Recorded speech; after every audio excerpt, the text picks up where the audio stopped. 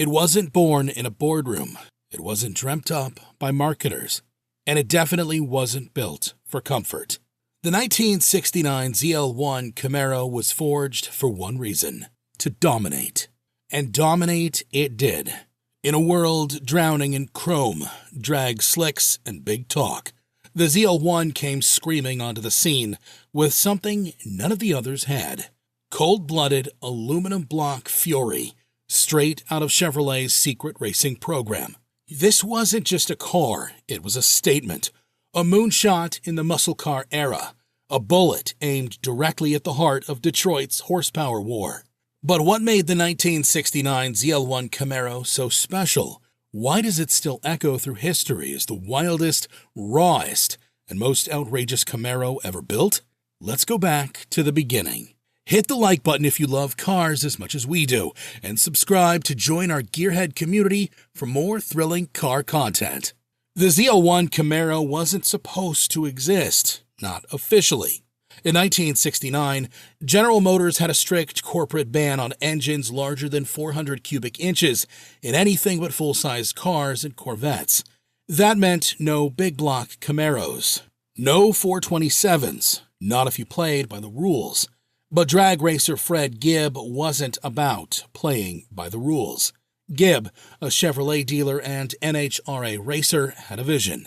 Take the lightweight Camaro shell and drop in GM's most powerful exotic engine, the all-aluminum 427 cubic inch ZL1 V8.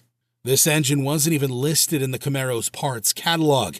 It was race-only hardware developed for the Corvette and Can-Am cars. But Gibb knew something most people didn't. If you filled out the right paperwork, you could order anything. That paperwork? The Central Office Production Order System, COPO. It was supposed to be for fleet orders and special use vehicles like police cars and taxis. However, in the hands of a savvy insider, COPO could be a loophole, a Trojan horse.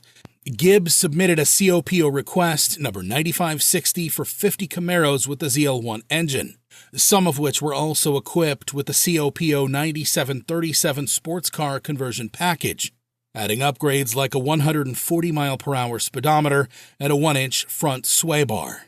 However, Gibb was shocked when he discovered that Chevrolet passed the ZL1's development costs onto the dealers, resulting in a sticker price of over $7,200, more than a Corvette L88, making the cars extremely difficult to sell. Forget everything you know about the typical muscle car V8. The ZL1's engine wasn't built for grocery runs or Sunday cruises.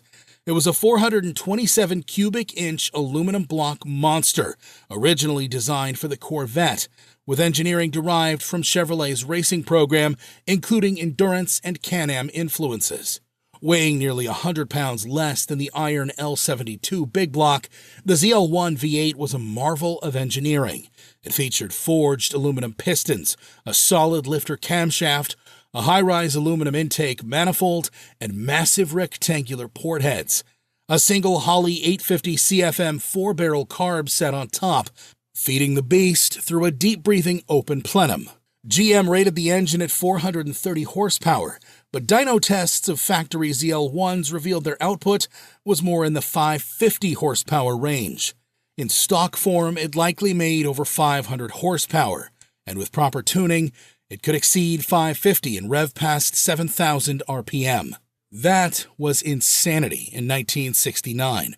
Supercar territory. Corvette-killing power wrapped in a humble pony car shell. On the street, the ZL1 Camaro was a ticking time bomb. There was nothing subtle about it, nothing polite. Put your foot down, and the rear Goodyear polyglass tires will evaporate in a cloud of smoke. It could do 0 to 60 in under 5 seconds and blow through the quarter mile in the low 11s, faster than almost anything you could legally drive off a dealer lot in the 60s. But make no mistake, this was not a car for the average driver. The ZL1 was brutal, loud, high-strung. It idled like a jackhammer and drank fuel like a top-fuel dragster. The aluminum engine made it nose-heavy, and power brakes were nowhere in sight. This wasn't about comfort, it was about war, and if you dared take it to the strip, it felt like it belonged there, because it did.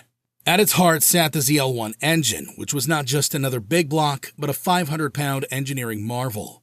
Based on the fearsome L88 Corvette motor, the ZL1 took things even further with all-aluminum construction, open chamber heads for maximum airflow, a high-rise intake, and an 850 CFM Holley carburetor perched on top like a cherry on a bomb. Buyers could choose from the Turbo Hydromatic 400 automatic or one of three Muncie 4-speed manuals, M20, M21, or M22. For those brave enough to dance with the monster, the standard rear-axle ratio was a savage 4.10-1 posi-traction differential, making sure every launch was a white-knuckle affair. Cooling systems were upgraded, suspensions stiffened, the brakes beefed up. Even the hood, the now iconic ZL2 cowl induction setup, was designed to feed the beast cooler air at full throttle. This wasn't a muscle car anymore.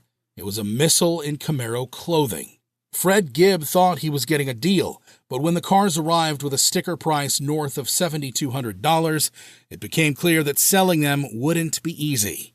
Chevrolet's policy meant the dealer had to absorb the high cost of the ZL1 engine, making each unit hard to move.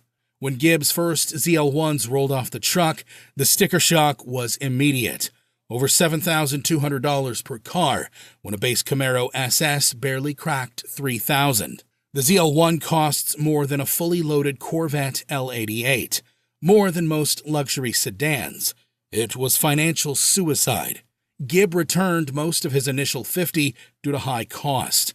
Chevrolet approved a total of 69 ZL1 Camaros, all of which were sold through various dealers, and with that tiny production number, a legend was born. The low production numbers instantly made the ZL1 a unicorn, but rarity alone doesn't make a legend. What cemented the ZL1's legacy was the mystique. The fact that Chevrolet built it under the radar, that it slipped past corporate rules, designed not by committee, but by racers, engineers, and rogue dealers. Even within Chevy, the ZL1 was a secret handshake. Once word got out, street racers and drag strip warriors came calling. People who knew what the ZL1 engine could do were willing to pay a premium. Some of the returned units were picked up by specialty dealers like Berger and Yanko. A few were modified even further for the NHRA competition. The ZL1 wasn't just fast. It earned a reputation as a serious contender at the drag strip, and drivers respected the raw power it brought to the streets and the track. To understand how revolutionary the ZL1 was, you have to look at the broader context of 1969. This was the peak of the muscle car era. Mopar was unleashing 440 six-packs and Hemis. Ford was stuffing 428 Cobra jets into everything with wheels. Pontiac had the GTO Judge. Oldsmobile had the 442 W30. It was a horsepower arms race, but the ZL1 didn't just throw another iron block on the pile. It changed the rules entirely.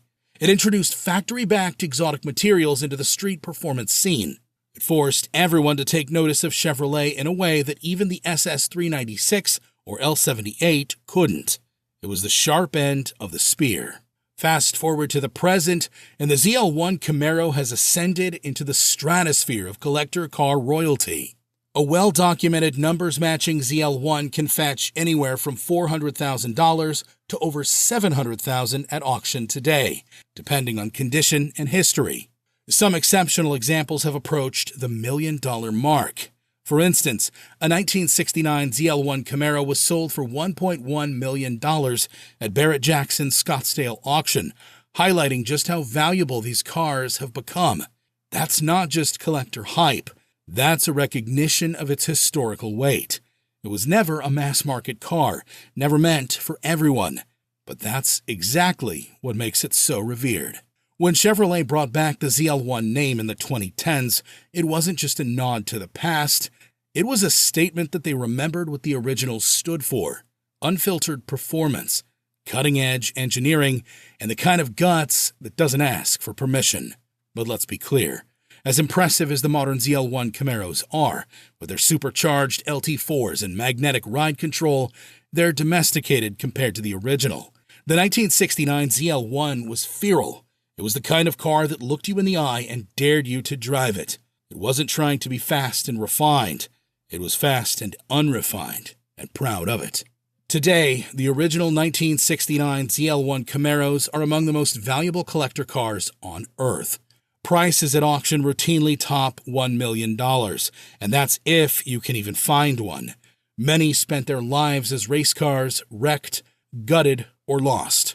Of the 69 built, around 40 are known to survive today, many of them painstakingly restored to original condition. Each survivor is a relic of an age when Detroit engineers, racers, and dealers worked in secret to unleash monsters the world had never seen before, and may never see again. So, was it the best Camaro ever made? In a word, yes. There have been faster Camaros, more refined Camaros, more technologically advanced Camaros, but none have captured the raw, unfiltered spirit of the muscle car era quite like the 1969 ZL1. It was born from racing blood, raised in secrecy, and unleashed with all the subtlety of a nuclear bomb. It wasn't just about horsepower. It was about an attitude, a philosophy, a moment in history when rules didn't matter, when passion triumphed over practicality, and when one small-town dealer could change the world with a single crazy idea. The 1969 ZL1 Camaro wasn't just the best Camaro ever made, it was one of the greatest American cars ever built, period.